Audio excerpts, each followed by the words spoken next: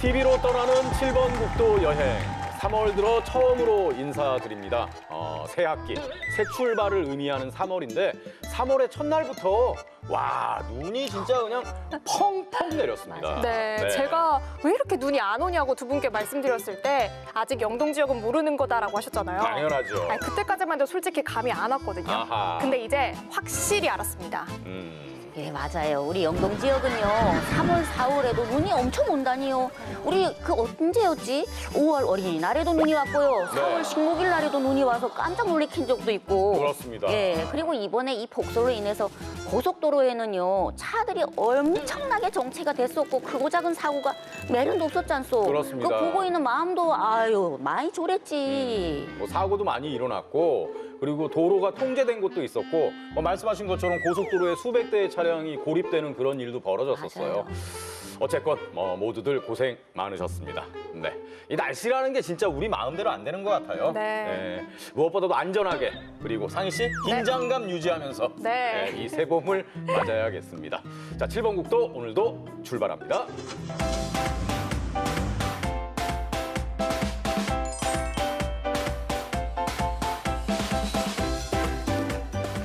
바야흐로 100세 시대입니다. 근데 단순하게 100살까지 사는 게 중요한 게 아니라 건강한 100세 시대를 맞는 게 중요하지 않겠어요? 아이, 그럼요.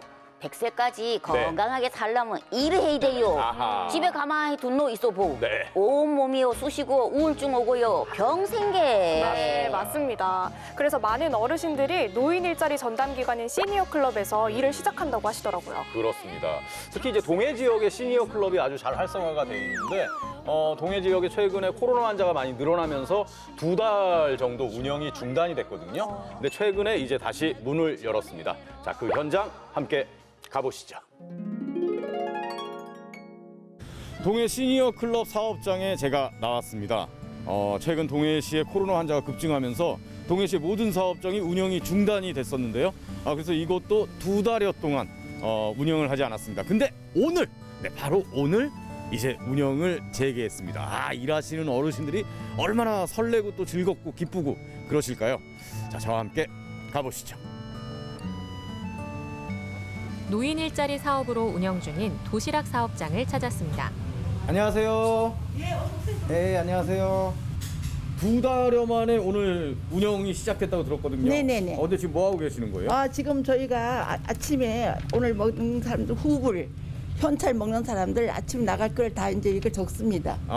주문 받은 거 이거 네. 정리하시는 네네. 거죠 지금? 네네. 뭐 주문이 많이 들어왔네요. 네, 많이 들어왔습니다. 몇 개 정도 들어왔습니까? 저희가 지금 못 넣는데 한 100개 넘게 지금까지는 오전에 100개 넘었는데 이야. 앞으로는 더 저희가 하루에 200개씩 넘게 나갈 때가 있습니다. 그러니까 2달 동안 진짜 많은 분들이 기다리신 거네요. 네네네. 예.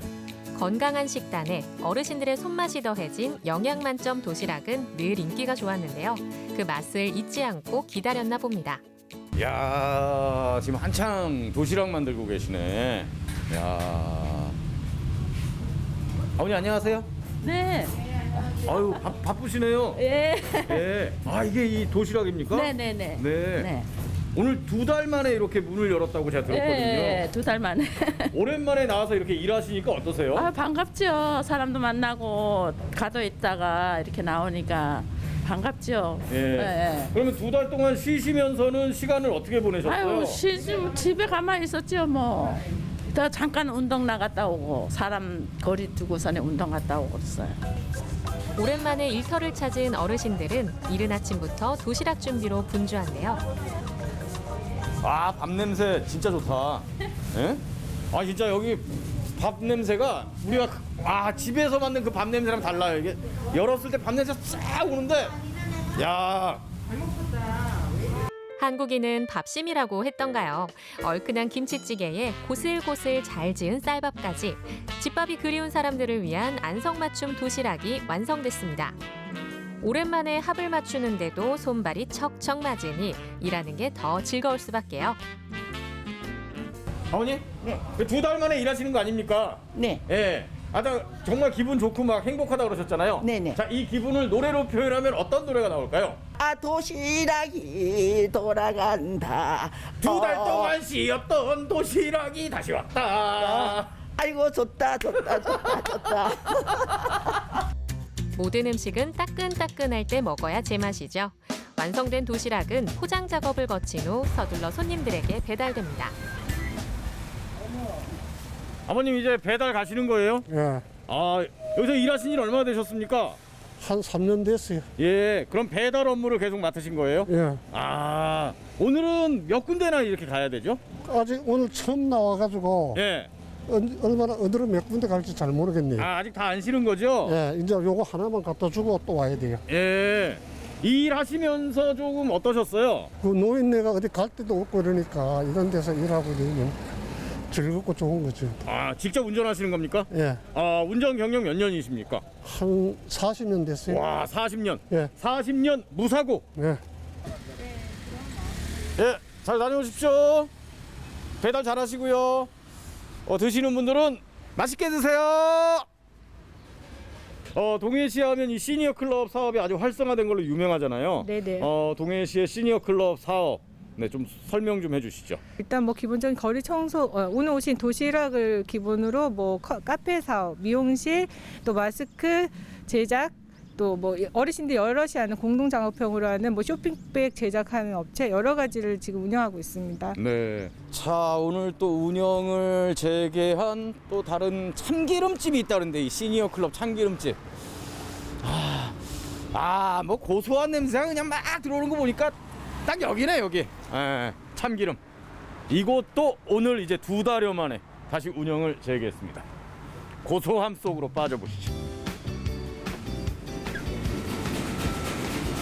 그동안 굳게 닫혀있던 이곳도 모처럼 깨볶는 냄새가 진동합니다.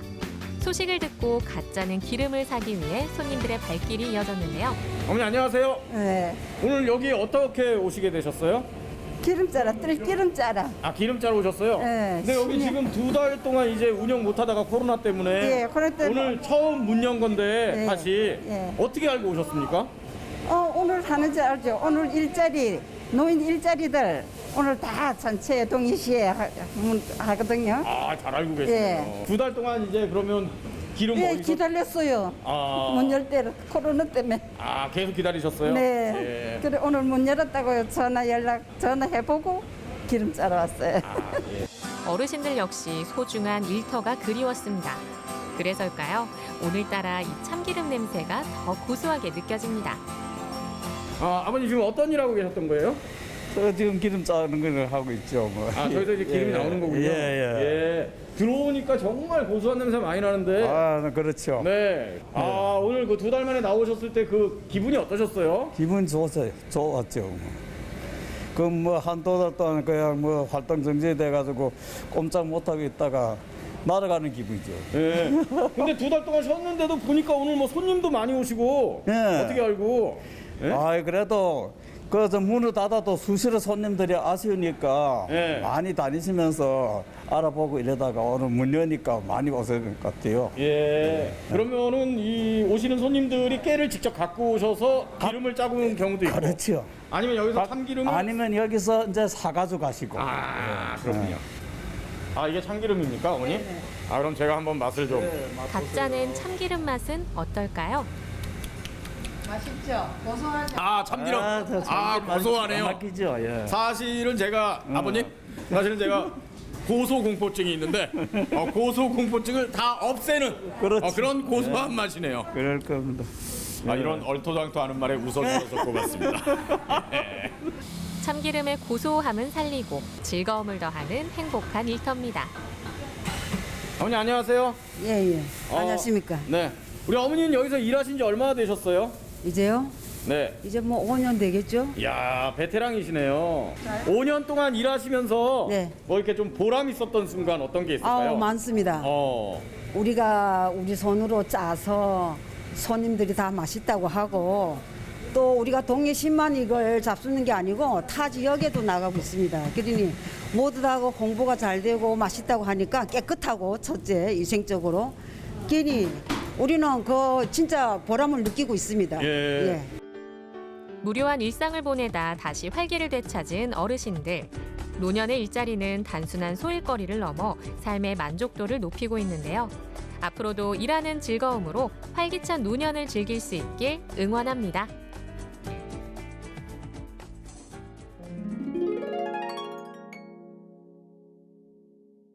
아니 2달 동안 네. 어르신들이 집에만 계시다가 바깥에 나와 그런지 표정만 봐도 아주 확 생기가 돌고 너무 활기차 보이니 참 좋네. 맞습니다. 네, 일하시면서 용돈도 벌고 또 생활에 활력도 얻고 이런 게 바로 일석이조 아니겠습니까? 그렇습니다. 동해 시니어 클럽에서는 현재 41개 사업장에서 3천여 분의 어르신들이 아주 즐겁게 일하고 계시거든요. 자, 앞으로도 계속 행복하고 즐겁게 활기차게 네, 그렇게 생활하셨으면 좋겠습니다.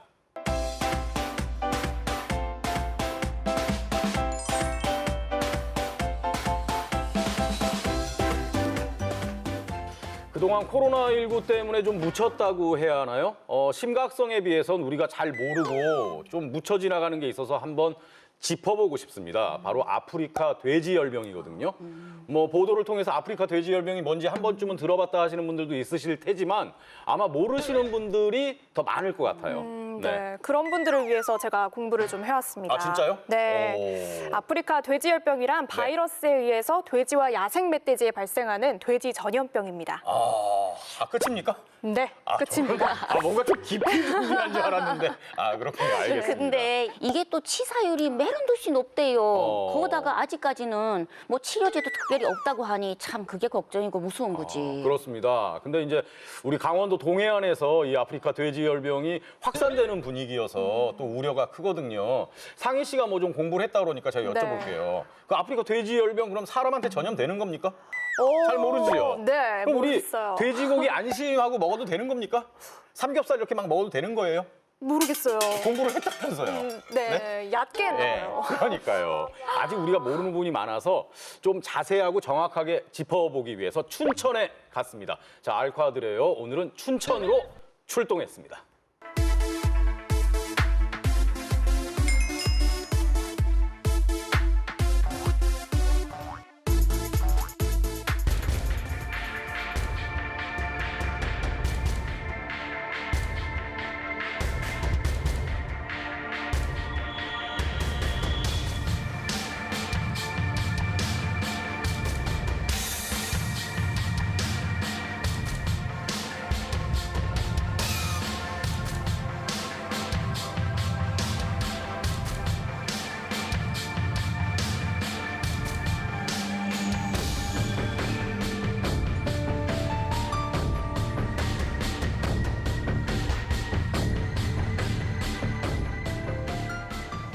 아프리카에서 시작된 돼지에게 걸리는 바이러스성, 열성, 출혈성 질병입니다.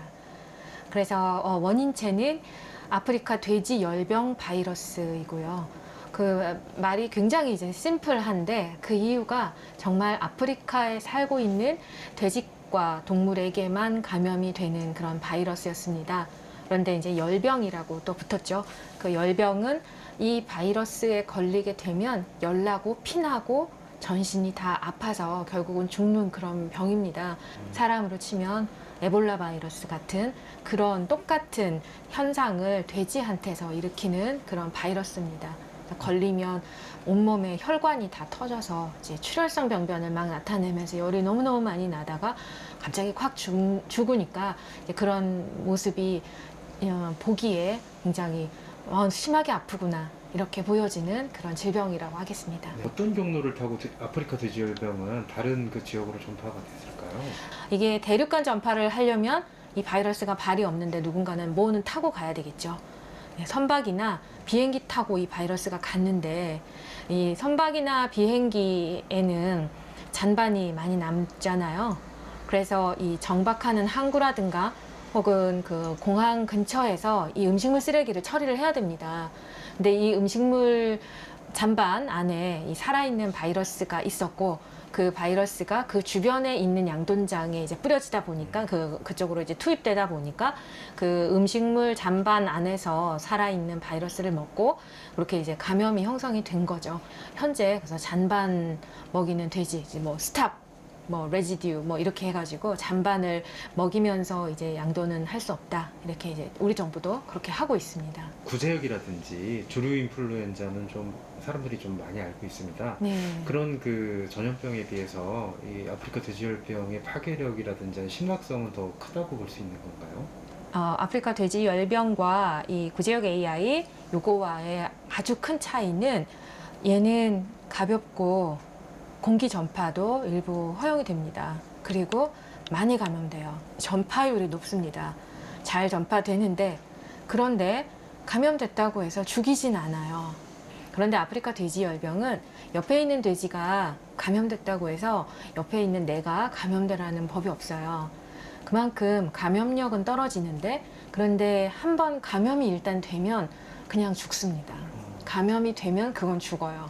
아프리카 돼지열병은 한두 마리만 그 양돈장 안에 한두 마리만 이렇게 뽑아서 검사해서 안 나왔다고 해서 없다 있다를 말할 수가 없어요. 저희 강원도 지역 보면 그 접경지대에 야생 멧돼지에 의한 전파가 좀 우려되는 상황이었잖아요. 네. 처음 발생했을 때 2019년도로 이제 거슬러 올라가야 네. 될 것 같아요. 그러니까 중국, 북한에서의 아프리카 돼지열병 대규모 발생하고 연관이 있다고 말씀드릴 수 있겠고요. 대규모 발생으로 인해서 환경에 오염이 있었고 그 오염을 통해서 야생 멧돼지가 이제 돌아다니다가 환경을 통해서 감염이 된 것이 아닌가 이렇게 생각하고 있고요. 그것도 여러 번에 걸쳐서 이제 국경을 그 접경 지역을 넘어서 이렇게 바이러스의 유입이 있었지 않나.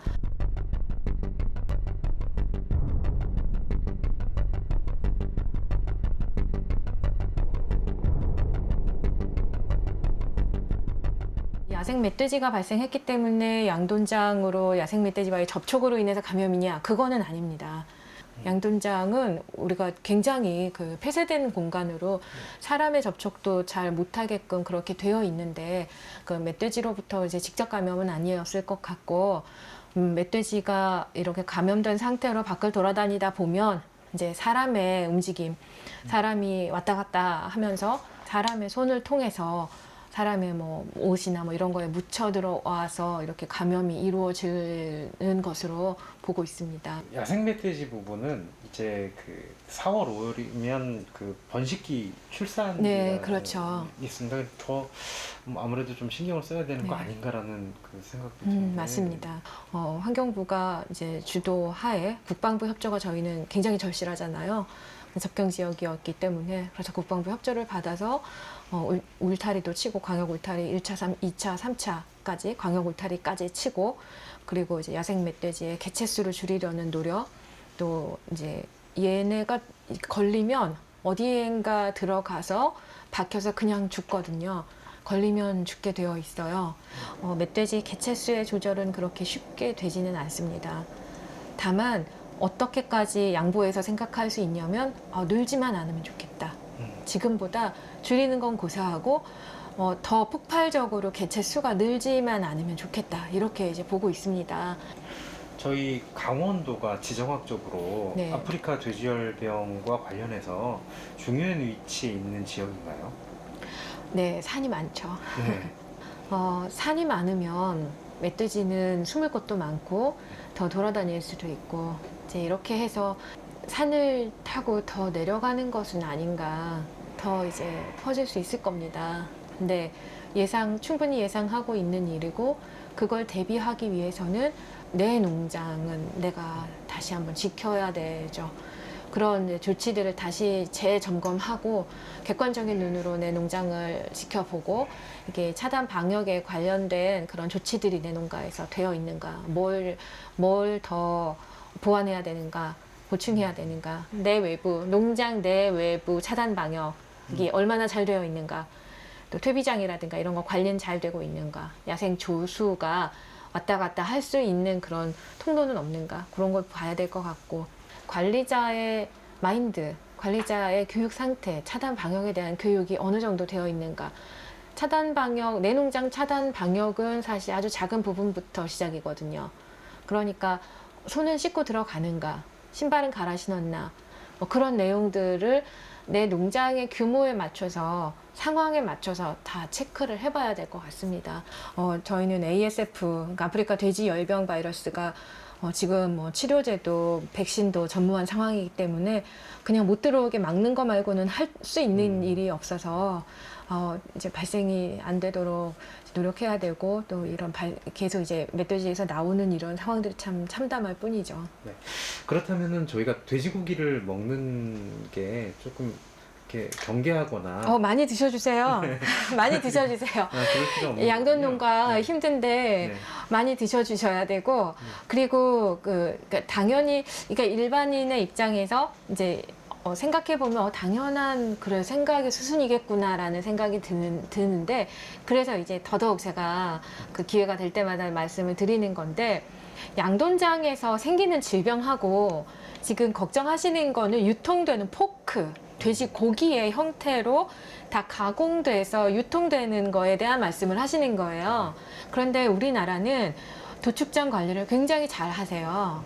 그 양돈장에서 발생한 케이스, 발생했다고 나온 돼지의 숫자가 정말 작아요. 근데 그 작은 숫자가 나왔을 때 양돈장 전체와 그 방역대를 형성한 거기까지 전부 예방적으로 이렇게 대처를 하셨잖아요. 근데 그 정도로 질병이 이만큼이라도 나오면 도축장까지 가보지도 못하고 그 양돈장 안에서 다 처리를 해오고 있습니다. 도축 그 구간마다 검사를 하게 되어 있고 마지막에 도축장에서 수의사가 굉장히 다단계의 검사 끝에 지금 유통이 되고 있는 거기 때문에 정말 안심하고 드셔도 됩니다. 양돈 축사는 기간 산업입니다. 국가의 1차 기간 산업인데 이 국가 1차 기간 산업을 관심을 갖고 이게 바로 서지 않으면 우리의 먹거리의 국력이 떨어지는 거거든요. 많은 분들이 좀 애정 갖고 농장이 있으면 그 안으로는 좀 피해서 가시고 물타리는 반드시 보강하고 단단한지를 한번 체크해서 내 농가를 다른 것들이 침입하지 못하도록 지키는 것은 분명히 도움이 됩니다.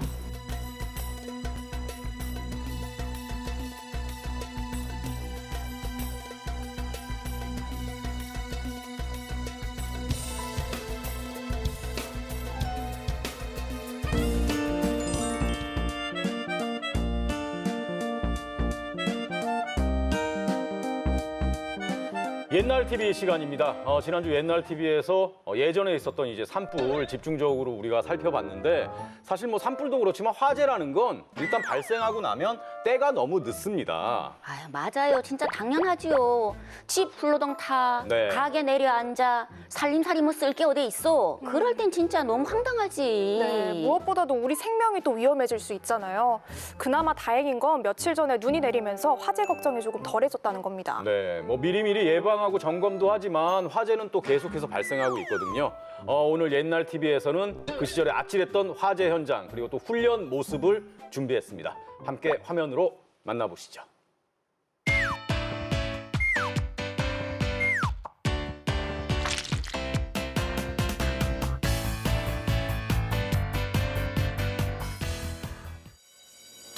저 사이렌 소리. 무서워요. 네. 소방훈련이네, 소방훈련. 그렇죠. 훈련하는 모습이죠. 네. 저 출동. 우리 소방관 여러분 참 고생이 많으세요, 진짜. 맞아요. 네. 평상시엔 훈련하시고. 저건 저건 실제 진짜 화재인 불이 것 같은데요? 났네. 건물에서 어떡하나. 어떡해. 아이고. 아이고, 너무 큰 물인데. 네. 사람들은 잘 대피했는지 모르겠네요. 호스 들고 가시네요. 그러게요. 호수가 엉키면 안 되니. 네. 저리 십시일반 다 이래 덥네.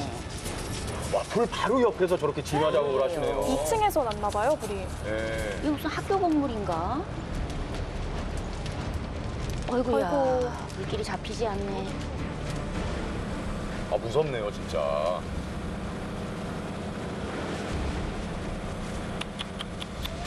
아유, 저거 진짜 다, 아유, 저것도 주택가. 주택가잖아. 아이고, 참, 집에서 또 불이 났네. 화재가 진짜 무섭습니다. 네, 주택가에서 나면 더 무서운 것 같아요.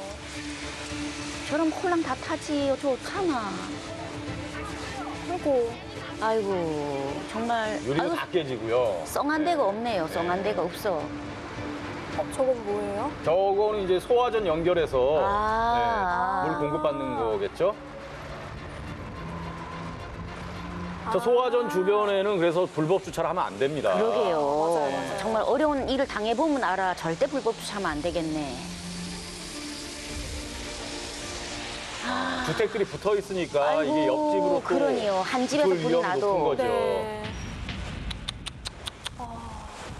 겨울옷 하재? 아유, 지붕이 내려앉았네요, 그렇죠? 아이고, 홀랑 그냥 다 탔잖아요. 흔적이 없네. 네. 불씨가 곳곳에 계속 남아있네요. 아, 강남 아이고, 한국은행 사거리잖아요, 저기. 그러게요. 그 옆에 어디서 이렇게 불이 났었구나.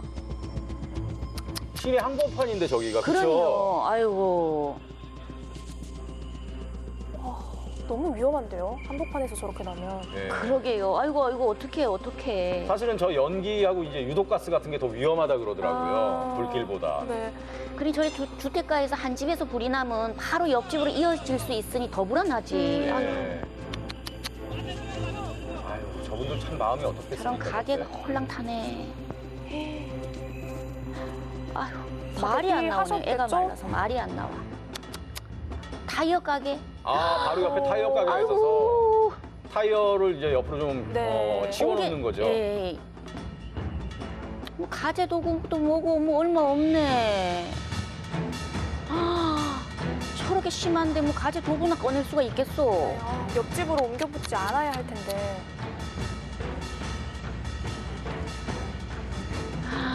아유, 그래도 조금이라도 뭘 건져 보려고. 아유, 구경 애가 말라가지고.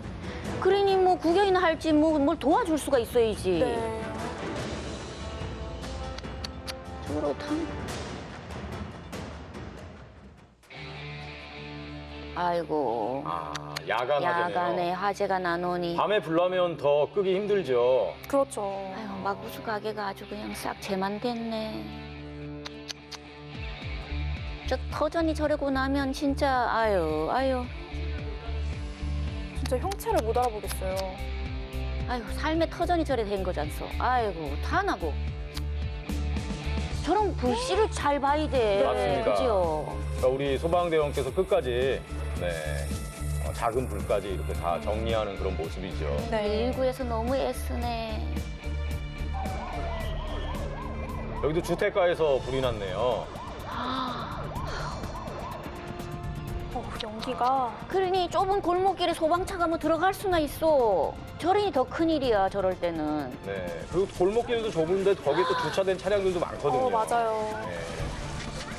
아휴, 밤에 서서 저 바게스로 그냥 상당히 위험해 보이나 보이는데요, 저거 그냥 근데. 보이고 이런 데서 그렇게라도 도와야지 뭐.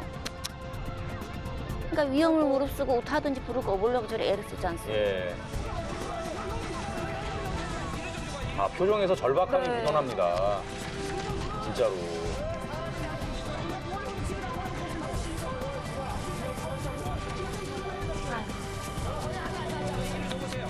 기와가 녹을 정도로 불이 셌던 거예요. 훈련이네요. 네, 강릉 중앙시장에서. 중앙시장에서. 사실 전통시장이 화재에 취약하거든요. 그러니까 예전부터 이렇게 진입 훈련을 하는 거예요. 길이 좁으니까. 근데 길이 좁아가지고 네. 뭐 소방차가 들어가기도 어렵네. 그러니까 사실 이제 점포에서도 물건을 내놓을 수 있는 어떤 마지노선 같은 게 있는 거거든요. 네, 맞아. 그러니까 그걸 좀 잘 지켜야 그러니 돼요. 소방차는 지나가야지 우타야 네, 됐던. 맞아요. 석유 탱크? 석유 탱크 대형 화재 대비 훈련. 아이고. 네. 필요하죠. 그러니까 각가지 상황에 맞춰서 네. 시뮬레이션을 딱 해서 훈련을 하는 거죠. 인명 피해도 대비해가지고 그렇죠. 훈련하시는 그래도 거예요. 80년대에도 훈련을 참 많이 했네요. 아, 그럼요. 네. 뭐 불조심은 뭐 예나 지금이나 변함이 그럼요. 없는 거죠. 그러니까 진짜 불조심은 해도 지나치지 않아요. 진짜 말 그대로지. 맞습니다. 야간 야간 화재 화재. 보네요. 우리 소방관 여러분 평상시에는 훈련하시고 그래. 불이 나면 즉각 출동하시고 예, 현장에서 아주 그냥 네. 털에 열심히 진짜 고생이 많으십니다. 너무너무 고생하네. 예. 예전엔 진짜 저 LP 가스 많이 썼잖아요. 네, 맞아요. 이제 불 나면 정말 위험하거든요. 맞아요. 가스밸브 항상 잘 점검해야 돼요. 맞습니다.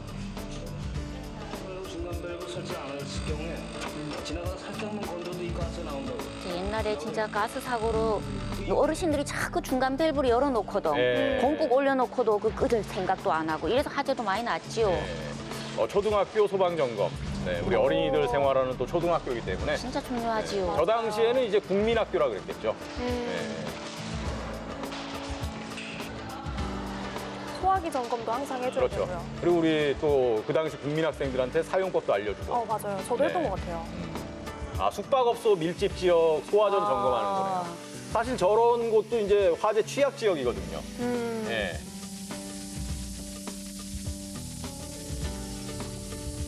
지금 옛날이나 지금이나 정말 소방관들이 참 부지런하시네요. 그렇습니다. 네. 문화재. 그렇죠. 문화재 너무 중요하지. 우리 어리고 정신인기 그런 거를 잘 지키려면 좀 소방훈련 해야 될 것 같아요. 맞습니다. 그래서 문화재는 대부분 또 나무로 만들었기 때문에 맞아요. 불에 취약하거든요. 그리고 한 번 소실되면 복구도 어렵고. 그렇습니다. 오늘 옛날 TV 보니까 진짜 화재는 예방만이 최선이다. 이런 생각이 듭니다.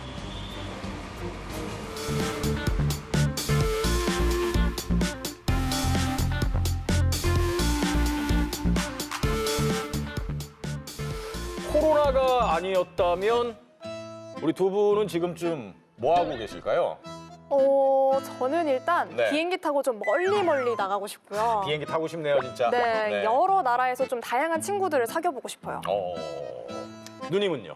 아니 나는요 그래도 내가 미술 전공했잖소. 그쵸. 그래서 나는 하고 싶은 거는 네. 좀 이래 다른 곳에 가서 유명한 미술 작품을 내 눈으로 이래 보고 네. 일하는 미술관을 좀 가고 싶어요. 근데 이게 뭐 언제 올라나 기회가?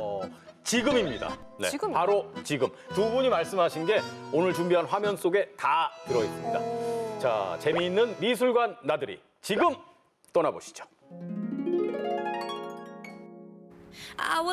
햇살 따뜻해지고 봄 내음이 솔솔 올라오는 이맘때면 저 호준이가 항상 즐겨가는 곳이 있습니다. 딱 보면 감이 오시죠? 맞아요. 예, 바로 미술관. 저랑 너무 잘 어울리죠? 오늘 미술관 나들이 한번 가볼까 하는데요. 어때요? 괜찮죠?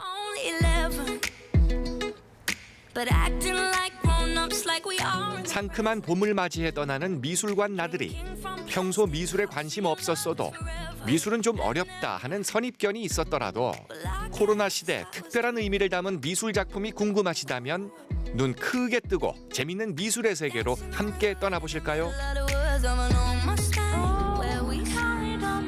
제일 먼저 찾은 곳은 강릉시 교동에 위치한 어느 작은 미술관. 지난해 4월 교동의 한 골목길에 들어선 이곳은 미술이란 주제로 사람들과 소통하길 바라며 세워진 공간입니다. 제가 이렇게 와서 쭉 보니까요. 일단 뭐 제가 다 아는 작품들이에요. 네네네.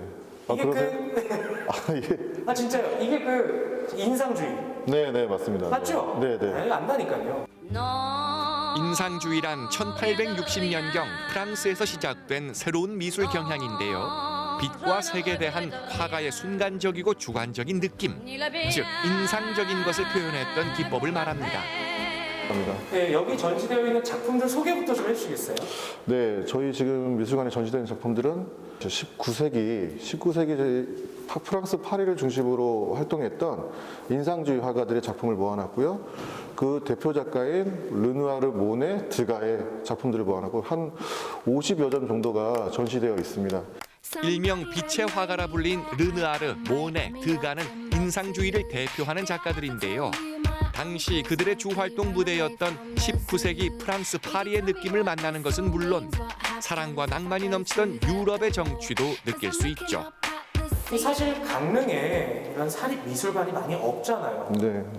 결론부터 말씀드리면 저는 취미가 직업이 된 셈이에요. 원래 제 전공은 미술도 아니고 그다음에 뭐 이런 것도 종사하지도 않았었는데 좋아하는 일이다 보니까 좋아하는 것들을 하게 되는 거죠.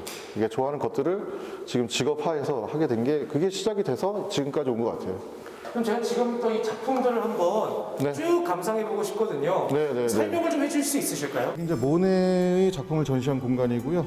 네, 이쪽 오시면 배 선체들이 쫙 비춰진 모습이 마치 내가 이 같은 시공간 내에 있다고 착각이 들 정도로. 그러니까 아주 미세한 변화에도 사람이 느끼는 감성은 다 다르다. 예, 그렇게 이해하시면 돼요. 이 그림 보시면 선이 매우 굵습니다. 이것은 옷 갈아입는 공간이거든요. 이 공간이. 그러니까 긴박함, 빨리 옷을 갈아입고 다음 무대로 준비해야 되는 발레리나의 모습을 그려야 되기 때문에. 평소에도 관람객이 오면 직접 작품 설명을 해준다는 박효원 대표. 그가 미술관을 열게 된 건 사람들과의 바로 이런 소통을 하고 싶어서라고. 단순히 그림을 구경만 할 뿐 듣거나 이야기하는 공간이 별로 없는 것을 보고 소통하는 공간을 만들어 그림 보는 법을 전달하고자 하는 바람이 컸습니다. 미술 전공이 아니시니까 미술 전공이 아니신데 이 어떻게 전시회를 여실 생각을 하셨나요? 오히려 저는 이제 미술 전공이 아니다 보니까 어떤 틀이라는 거에 대해서 생각을 아예 못하고 백지 상태에서 그냥 부딪히다 보니 좋은 것들, 눈에 보이게 좋은 것들을 섭외하고 기획하고 이런 데 있어서는 오히려 더 편했었어요, 저는. 예, 그래서 이런 전시도 좀 가만히 생각해 보면 문외한인 사람들, 즉 일반인 분들에게 어떻게 하면 쉽게 접근할 수 있는 컨텐츠가 뭘까? 그래서 프랑스 인상주의, 이런 이제 모네나 르누아르, 드가 이런 분들은 되게 저희 귀에 익숙하잖아요. 그렇게 해서 기획을 하게 됐죠. 좁고 어렵다 여겨지던 미술의 문을 모든 사람들에게 활짝 열고자 시작한 열린 마음. 그 끝엔 지역 미술가들과의 소통도 있었습니다. 여기는 무슨 수업을 하고 계신 것 같아요? 네, 맞습니다. 민화 수업 중이에요. 아, 민화 수업? 네네네. 전시 공간뿐 아니라 지역 예술가들의 클래스룸으로도 활용하며 지역 미술과 보다 가깝게 지내고 싶다는 꿈을 실천하고 있는데요. 미술이 우리 곁에 한 걸음 더 다가온 것 같죠? 강릉시 성산면에 자리한 또 다른 미술관. 이번에는 강릉 시내에서 조금 벗어나 외곽으로 나와봤는데요.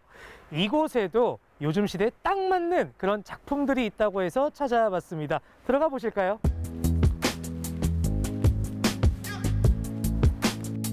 독특한 작품들이 시선을 사로잡습니다.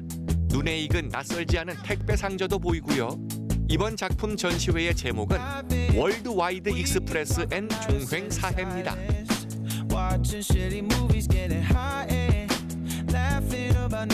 여기는 굉장히 독특한 작품들이 전시가 되어 있는 것 같아요. 작품 설명 좀 부탁드릴게요. 현대미술을 기반으로 하는 비영리 전시 공간이고요.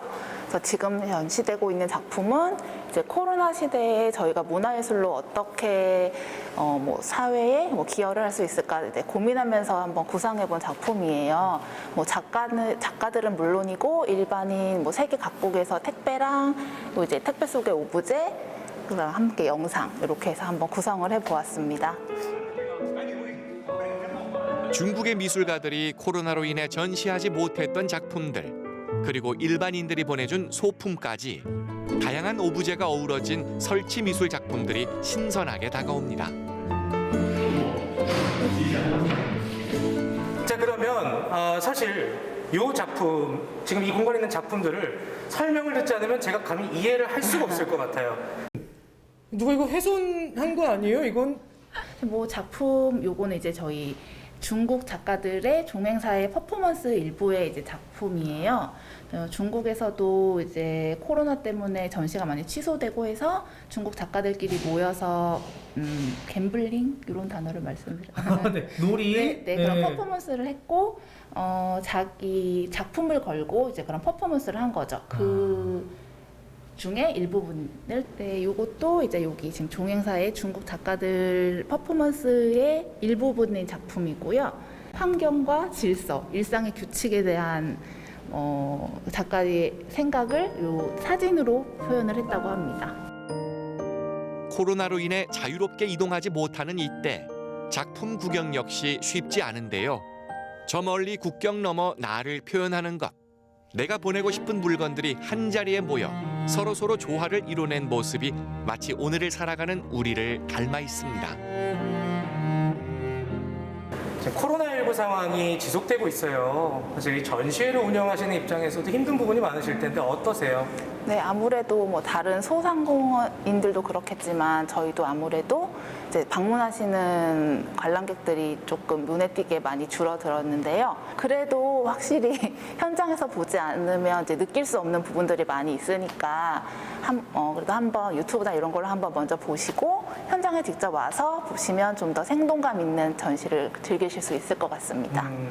미술을 어떻게 즐겼으면 좋겠다. 네, 팁을 좀 주자면 어떨까요? 그냥 뭐 이거를 어떻게 어떤 기법으로 뭐 어떤 걸 표현하겠다 그 작가의 의도를 사실 숨겨져 있어요. 그거를 찾는 재미 이런 거를 이제 즐기실 수 있으면 좀 더 쉽고 재밌게 느끼실 수 있지 않을까 싶고 정해진 답은 없고 그냥 본인이 느끼는 대로 편안하게 즐기면 된다고 저는 생각합니다.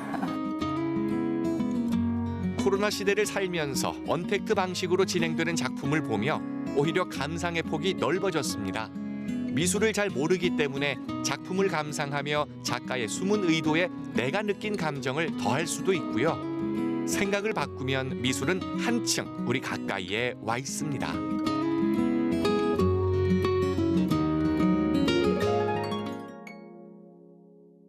네, 미술 작품을 통해서 그 안에 담겨 있는 여러 사람들의 생각과 이야기를 접할 수 있으니까 참 재미있는데요. 네. 근데 또 어떻게 보면 이 비대면 문화가 지역적, 지리적 한계를 좀 극복하게 해주는 것 같기도 해요. 그래, 인상주의 작가들 그런 작품을요. 네. 우리 동네에서 이래 가깝게 친근감 있게 감상할 수 있는 기회가 있다고 하니 더 신선하고 너무 좋다. 네, 맞습니다. 그러니까 시간과 공간의 제약이 새로운 발상을 만들어낸 거고요. 그 새로운 발상이 또 새로운 문화를 만들어냈다 이렇게 볼 수 있는 거거든요. 저도 앞으로는 좀 소소한 일상 속에서 즐거움을 찾는 재미를 좀 느껴봐야 되겠습니다.